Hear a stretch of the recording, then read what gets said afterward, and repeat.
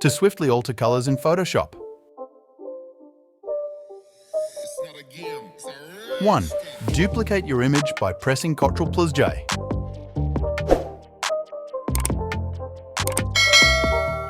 2.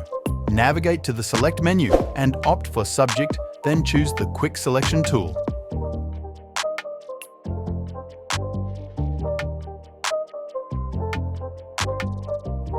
3. While holding Alt or Option, deselect undesired areas.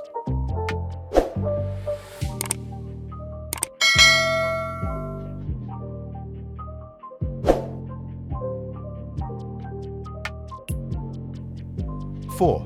Generate a hue saturation adjustments layer. Utilize the Hand tool to sample the color for replacement. Employ the Eyedropper tool to sample from alternative areas.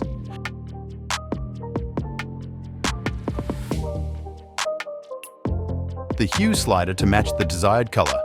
Select the Layer Mask. Employ the Brush tool. Ensure the foreground color is set to black. Rectify any imperfections.